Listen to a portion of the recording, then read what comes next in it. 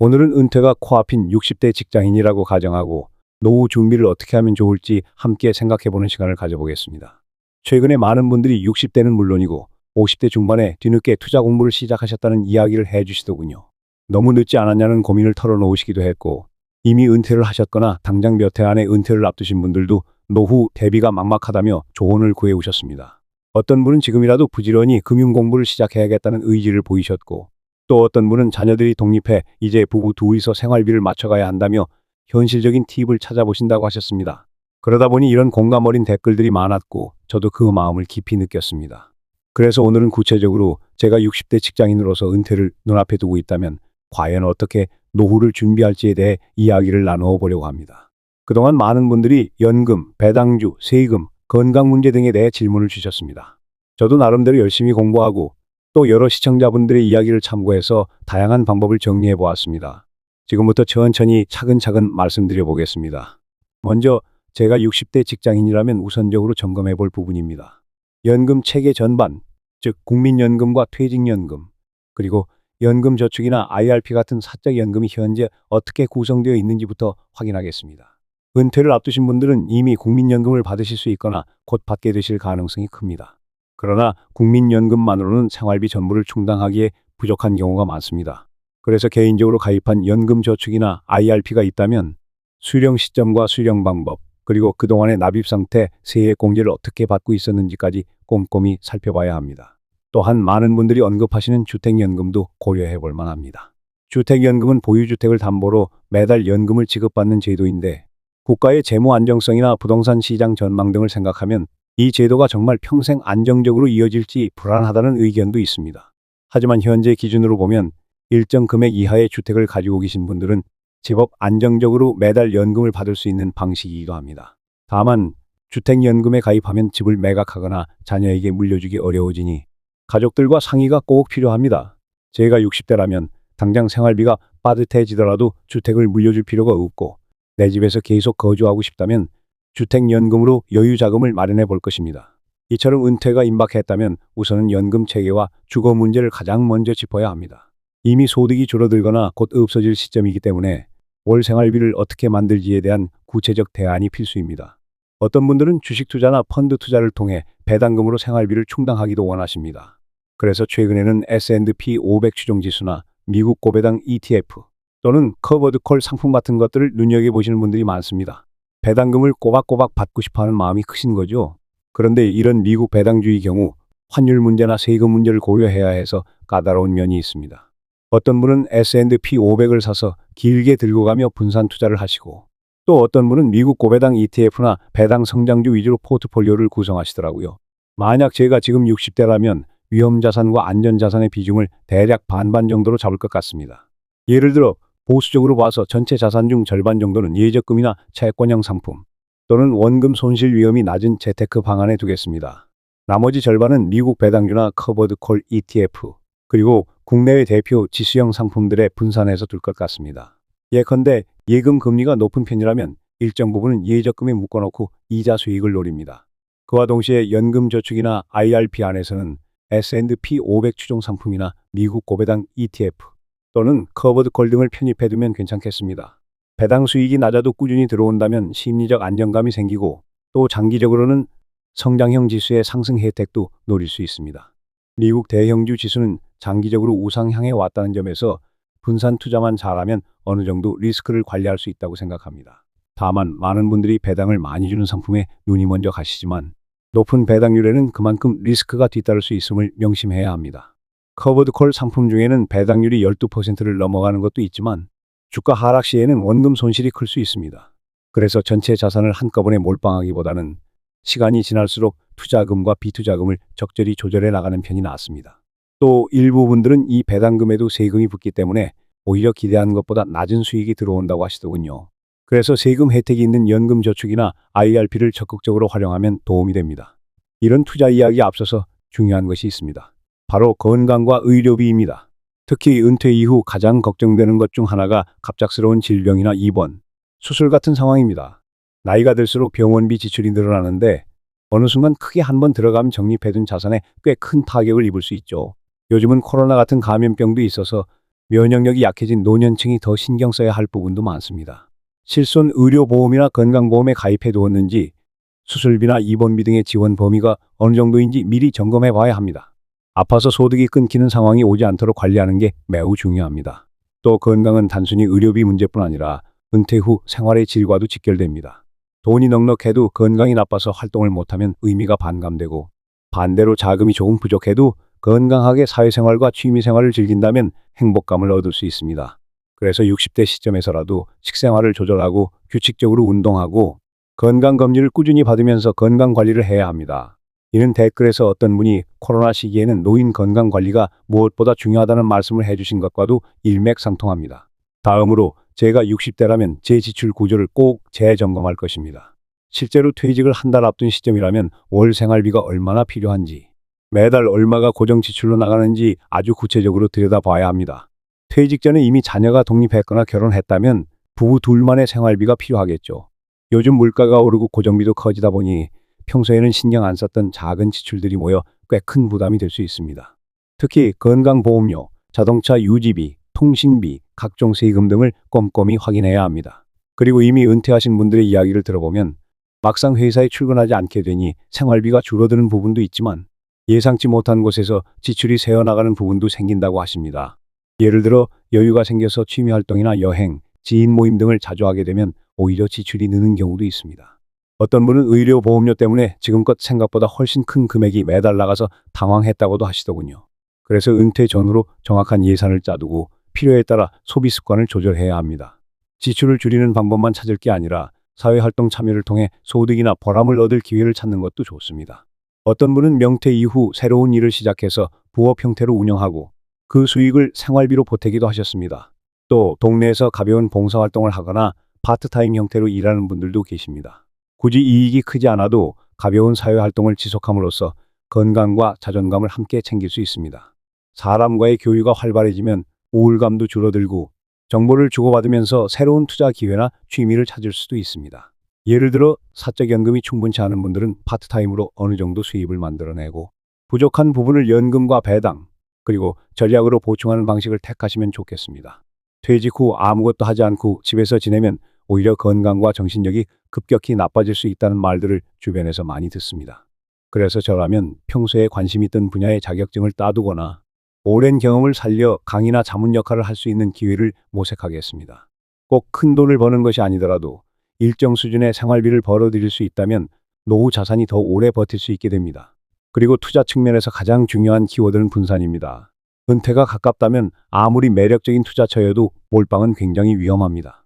어떤 분들은 미국 고배당주가 답이다라고 하시지만 실제로 시시각각 시장 상황에 따라 환율 변동이 심하고 배당주라도 가격이 크게 떨어질 수 있다는 점을 무시할 수 없습니다. 또 요즘같이 금리가 올라가는 시기에는 채권이나 예금, 적금도 꽤 매력적일 수 있습니다. 주식에만 투자하기보다는 예적금이나 채권형 상품, 혹은 금 ETF 등 다양한 자산에 분산해두면 리스크가 줄어듭니다.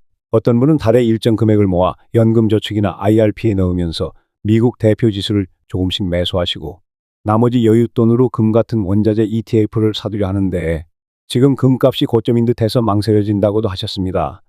솔직히 누구도 금값이 더 오를지 아니면 떨어질지 확신하기 어렵습니다. 그래서 제가 60대라면 단기간의 시세 차익을 노리기보다는 정말로 자산 일부를 분산시킨다는 개념으로 접근할 것 같습니다. 20% 정도는 안전자산, 30% 정도는 주식형 ETF, 20% 정도는 고배당 상품, 나머지는 채권이나 현금, 기타 투자로 나눠서 리스크를 낮추겠습니다. 비중은 각자 상황에 맞게 조정하시면 좋겠지요. 또 은퇴 시점별로 세금 문제도 반드시 신경 써야 합니다. 배당 소득세가 생각보다 큽니다. 특히 배당이나 이자 소득이 어느 정도 이상이면 종합소득과 합산되어 세율이 높아질 수 있습니다. 그래서 사적연금 계좌에서 배당이 나오는 상품을 굴리는 편이 훨씬 유리할 수도 있습니다. 연금저축이나 IRP는 일정 기간 의무 보유가 있지만 그만큼 세액공제나 과세 이연 혜택이 있으니 은퇴 직전까지 꼬박꼬박 납입을 하면 나중에 연금 개시 후에도 세금을 조금 더 절약할 수 있게 됩니다. 어떤 분은 기존에 마련해둔 연금저축이나 IRP 납입 한도를 꽉 채워서 매달 월배당 ETF 같은 것을 사고 계신다고 하시더군요. 추가 여윳돈이 있으면 배우자 명의로 또 ISA나 연금 계좌를 만들어서 투자하는 방법도 있습니다. 그리고 많은 분들이 궁금해하시는 부분 중 하나가 바로 연금을 언제부터 어떻게 수령하느냐입니다. 연금저축은 만약 나이가 되어서 연금을 개시할 수 있게 되면 한꺼번에 찾기보다는 장기간에 나누어 수령해야 세금을 조금이라도 덜 낼 수 있습니다. 나중에 퇴직 후 소득이 없을 때에 연금을 수령하면 종합소득세 부담이 줄어드는 이점도 있습니다. 결국 퇴직 시점과 연금 수령 시점, 그리고 국민연금이나 주택연금 등을 개시하는 시점을 잘 맞춰야 합니다. 다음으로 가족들과의 의사소통도 매우 중요합니다. 은퇴 이후 재정 문제를 혼자만 고민하고 준비하다 보면 아내나 남편 혹은 자녀들과 생각이 다를 수 있고 갈등이 생길 수도 있습니다. 자녀가 이미 독립했으면 상관없지만 아직 대학생이거나 결혼 자금이 필요한 자녀가 있다면 그 비용까지 고려해서 자산 계획을 세워야겠죠. 혹은 부모님이나 형제자매를 부양해야 하는 상황일 수도 있습니다. 그래서 미리 가족들과 현재 자산 상황과 미래 계획을 공유하고 필요한 부분을 협의해 두어야 마음 편한 노후를 맞이할 수 있습니다. 어떤 분들은 나는 혼자라서 가족 얽힘이 없다 하실 수도 있습니다. 그런 분들은 오히려 내가 죽은 후 남은 자산을 어떻게 할까라는 문제를 미리 생각하셔야 합니다. 국가에 상속되도록 놔둘지 사회에 기부할지 아니면 살아생전에 다 쓰고 갈 계획인지 미리 방향을 잡는 것이 좋습니다. 자녀가 없는 분들이라면 굳이 자산을 남길 이유가 없을 수도 있으니까요. 그래서 일정 금액은 길게 배당주 투자나 연금 상품으로 운영하고 또 일정 금액은 계획적으로 인출해가며 최대한 쓰고자 할 수도 있습니다. 제가 만약 더 공격적으로 투자한다면 아직 생동감이 있고 건강도 좋다는 전제하에 미국 고배당 ETF나 커버드콜 상품 비중을 더 늘릴 수도 있습니다. 배당금이 높은 건 생활비에 큰 도움이 되거든요. 예를 들어 한 달 생활비가 250만 원 정도 필요하다면 투자금에서 매달 배당을 받아 쓰는 방식도 가능합니다. 그렇지만 이 배당금이 시장 상황에 따라 흔들릴 수 있고 상품에 따라 분배금이 줄어들 수 있으니 유의해야 합니다. 또 고배당이라 해도 원금 손실이 커지면 결국 불안해지는 건 마찬가지입니다. 또 어떤 분들은 50대 후반인데 10년 뒤쯤 은퇴해도 될까요? 라며 의지를 다지시더군요. 사실 은퇴 시점은 개인마다 다릅니다. 꼭 65, 67 이런 식으로 딱 정해진 건 아니죠. 건강 상태나 재무 상황, 직장의 정년 규정 등에 따라 달라집니다. 만약 아직 시간이 조금 있다면 공격적인 투자 비중을 높여서 자산을 키우는 것도 방법입니다. 그렇지만 이미 저는 60대라 가정했으므로 무리해서 큰 수익을 노리기보다는 안정성을 우선 고려해야 한다고 생각합니다. 적절한 시기에 은퇴하고 은퇴 후에도 꾸준히 자산을 관리하며 벌어들일 수 있는 방법을 찾는 게 중요합니다. 한편 은퇴가 꼭 노는 것만을 의미하지는 않습니다. 예전에 어떤 분께서는 나는 이미 50에 은퇴했는데 예상치 못하게 의료보험료가 크게 나가고 주식시장이 하락해서 힘들다라고 하셨습니다. 이런 분들은 자산이 줄어드는 걸 지켜보는 것이 매우 스트레스라고 하시더군요. 그래서 막연히 은퇴해서 이제 쉴 거야 라는 생각보다 금융시장의 변동성과 세금, 보험료 지출 등을 다 계산해 본 뒤에 그에 맞춰 계획을 세우는 게 좋겠습니다. 또 은퇴하고 사회 참여를 계속하고 싶은 분들을 위해서 자원봉사나 강연 혹은 동네 문화센터 활동 같은 것들도 추천드립니다. 퇴직 후에도 사회와 연결되어 있으면 삶이 훨씬 풍부해지며 새로운 정보나 기회를 얻기도 쉬워집니다. 실제로 많은 은퇴 선배들이 나중에는 재테크만 바라보고 살기엔 뭔가 허전하다. 사람들을 만나야 하고 몸을 움직여야 한다라고 말하십니다. 그래서 작은 모임이나 세미나 또는 오프라인 만남 등에 적극 참여하시는 분들도 많습니다. 더불어 어떤 분들은 가정 형편상 크게 투자하기 힘든 상황일 수도 있습니다. 이미 대출이 많거나 자녀 결혼 자금으로 목돈이 필요한 분들도 계시겠죠. 그러면 우선 부채부터 정리하거나 금리가 높은 대출이 있다면 먼저 상환하는 것을 권장드립니다. 잘못하면 투자 수익보다 대출 이자가 더 커서 오히려 자산이 마이너스가 됩니다. 그래서 여러 가지 채무가 있을 경우 최고 금리의 채무부터 우선적으로 해결하고 그 다음에 투자를 고려하는 것이 바람직합니다. 은퇴 후는 안정적인 현금 흐름이 얼마나 확보되는가가 핵심이기 때문에 부채 관리가 먼저인 경우가 많습니다.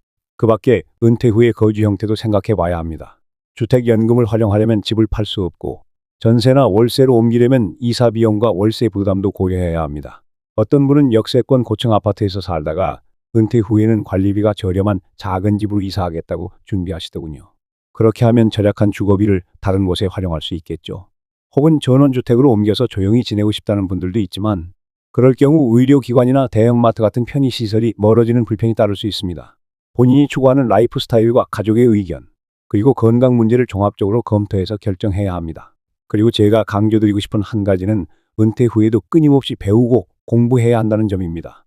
이번에 어떤 분은 50대 중반인데 뒤늦게 투자 공부를 시작했다. 너무 늦은 거 아니냐라고 하셨는데 늦어도 지금부터 시작하시면 됩니다. 특히 요즘은 유튜브나 블로그, 각종 온라인 커뮤니티 등에서 정보를 얻기 쉬워졌습니다. 다만 그 정보가 항상 맞는 것은 아니니 여러 소스를 비교해보고 신뢰할 만한 전문가의 의견도 참고해야 합니다. 세금 제도나 금융상품 규정도 계속 바뀌기 때문에 최소한의 공부는 습관처럼 이어가야 합니다. 시청자분들 중에는 30대, 40대도 계시고 일찍부터 준비하시는 분들이 많습니다. 하지만 60대에 접어들어 벌써 너무 늦었나 하는 마음이 드실 수 있죠. 그래도 늦었다고 포기하기보다는 지금부터라도 자산을 정확히 파악하고 가능한 대안을 연구해보는 것이 훨씬 낫습니다.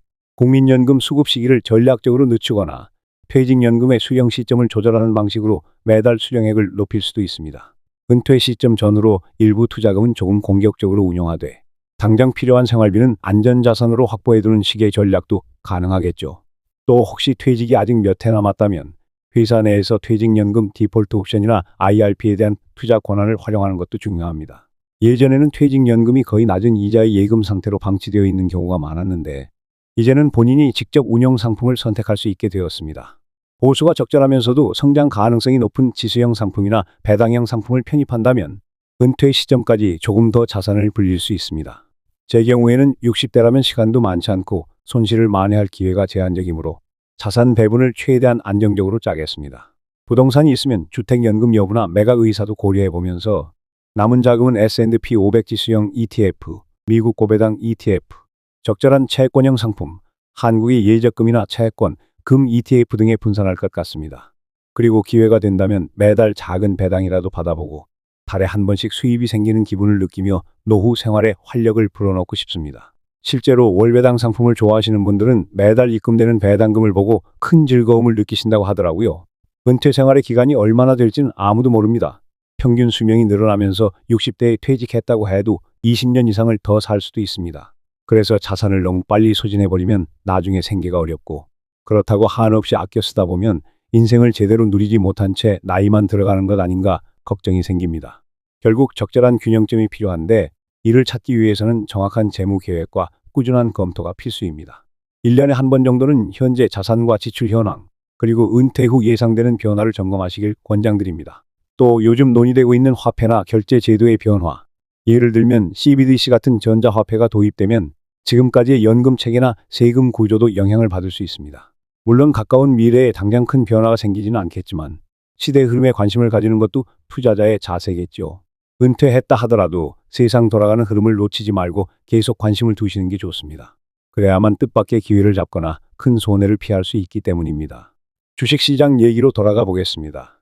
어느 분은 나스닥 100이나 S&P 500 혹은 SCHD 미국 고배당 성장 ETF의 일종 등을 주로 매수하고 환율이 좀 떨어지면 추가 매수를 고려하신다고 합니다. 저라면 너무 환율 타이밍을 재기보다는 적립식으로 일정 금액을 꾸준히 매수하는 편이 낫지 않을까 생각합니다. 특히 은퇴를 목전에 두고 있다면 일시적으로 거액을 투입했다가 환율이 크게 올라 손실을 보게 되면 마음고생이 큽니다. 오랜 기간 분할 매수를 하면 리스크를 어느 정도 분산할 수 있습니다. 또 어떤 분은 인도 시장에 관심이 있다고 말씀하시던데 장기적으로 인도 경제가 성장 가능성이 있다고는 해도 은퇴 시점에 너무 생소한 시장에 많은 돈을 넣기에는 위험이 큽니다. 저라면 이미 꽤 여유 자금이 있고 미국이나 국내에 충분히 투자한 뒤에 소액 정도만 인도 시장에 분산 투자해 보겠다고 생각할 것 같습니다.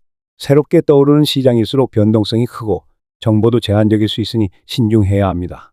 저는 실제로 많은 시청자분들이 투자를 잘해야 노후에 편하다라고 얘기하지만 그 시작점은 결국 자신이 원하는 노후의 모습이 무엇인지부터 구체화하는 것이라고 봅니다. 누군가는 여행을 자주 다니고 싶을 수 있고 누군가는 소소하게 정원 가꾸기를 즐길 수도 있죠. 원하는 라이프 스타일에 따라 필요한 월 생활비가 달라지고 따라서 은퇴 준비 방식도 달라집니다. 그래서 자신이 어떤 인생을 살고 싶은지 어떤 활동을 하고 싶은지를 먼저 생각한 다음 그에 맞춰 투자와 재무 계획을 세우는 것이 좋겠습니다. 오늘 소개해드린 내용들 중에는 여러분께서 이미 실천하시는 것도 있을 테고 아직 시도해보지 못한 것도 있으리라 생각합니다. 어떤 분들은 오프라인 만남이나 세미나를 통해 실제로 같은 목표를 가진 사람들끼리 교류하고 싶다고 하시던데 그런 모임에서 정보를 얻고 노하우를 공유하는 것도 굉장히 유용합니다.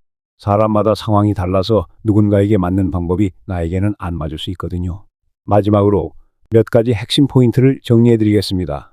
제가 60대 직장인이라면 하나, 국민연금, 퇴직연금, 사적연금, 주택연금 등 모든 연금 수급 시점과 금액을 정확히 파악하고 그에 맞춰 월 생활비 구조를 설계합니다.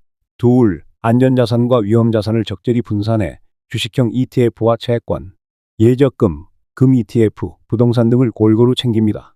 셋, 건강과 의료비 문제를 최우선으로 고려하여 의료보험과 실손보험 혜택을 미리 점검합니다. 넷, 가족과의 의사소통을 통해 은퇴 후 재정 상황과 향후 계획을 투명하게 공유하고 만약 자녀가 있다면 지원 문제도 의논합니다. 다섯, 불필요한 지출을 줄이고 필요한 곳에는 충분히 투자하며 가능하면 파트타임 일자리나 사회활동을 통해 추가 소득 또는 보람을 찾습니다. 여섯, 세금 문제, 특히 배당소득세와 종합소득 과세에 주의해 연금저축과 IRP 등을 활용하여 과세를 줄이도록 합니다. 일곱, 은퇴 시점에 가까울수록 원금 손실 가능성이 큰 곳에 전부 투자하기보다는 일정 부분은 현금이나 예적금으로 확보하여 마음의 안정을 찾습니다. 여덟, 투자가 끝이 아니라 계속 모니터링하고 공부하며 필요하다면 분기나 반기마다 자산 배분을 재조정합니다. 아홉, 은퇴 생활은 생각보다 길 수 있으므로 너무 이른 시점에 자산을 다 써버리지 않도록 주의합니다. 열, 자신만의 노후 라이프 스타일을 구체적으로 그려보고 그에 맞춰 재정 계획을 수립합니다. 이렇게 정리해드린 내용이 조금이라도 도움이 되길 바라겠습니다.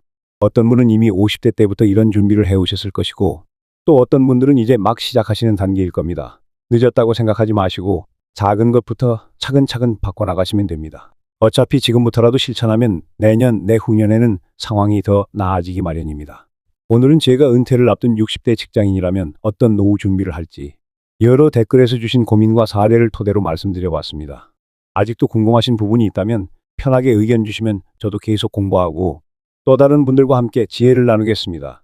모두가 조금씩 정보를 나누고 경험을 공유하면 우리 모두의 노후가 더 안전하고 풍족해질 거라고 믿습니다. 지금까지 들어주셔서 감사합니다. 60대라도 지금부터 준비하면 늦지 않습니다. 앞으로도 건강 잘 챙기시고 혹시나 아직도 망설이시는 분들은 적은 금액이라도 꾸준히 투자해 보시길 권장드립니다. 어떤 방법이든 본인에게 잘 맞는 길이 분명히 있을 겁니다. 늘 함께 고민해 주셔서 고맙습니다. 모든 분들께 조금이나마 도움이 되었길 바라며 저는 이만 물러가겠습니다. 고맙습니다.